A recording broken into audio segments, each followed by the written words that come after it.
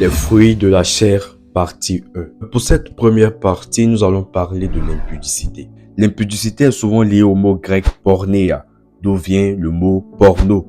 Elle englobe un large éventail de comportements d'immoralité sexuelle, comme l'adultère, la fornication, la masturbation, l'homosexualité. L'impudicité va bien au-delà des relations sexuelles au mariage. Voici une définition de l'impudicité selon la Bible.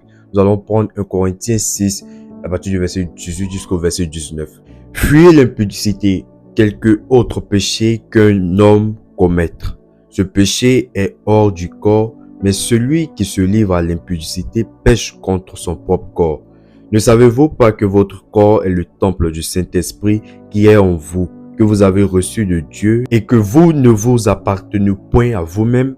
L'apôtre Paul nous enseigne que l'impudicité est un péché particulier, car il est non seulement contre Dieu, mais également contre notre propre corps. Et en péchant de cette manière, on déshonore notre propre corps, qui est censé être le temple du Saint-Esprit. Livrer notre corps à l'impudicité revient à détruire le temple du Saint-Esprit, à attrister la personne du Saint-Esprit, attirant ainsi des conséquences très graves contre nous-mêmes. Voici quelques stratégies qui vont te permettre de vaincre le péché de l'impudicité. Premièrement, c'est fuir l'impudicité. La Bible nous demande de fuir et non de résister. Lorsque nous sommes dans des situations favorables au péché, ça nous piège. Il est important d'éviter tout environnement ou comportement qui pourrait nous emmener à la tentation. Haïr le péché. La première étape pour surmonter le péché est de le haïr. Tant que le péché est considéré comme un petit plaisir, il est difficile de s'en libérer. Tu dois prier pour ressentir un dégoût profond pour le péché. C'est très important si tu veux avoir la victoire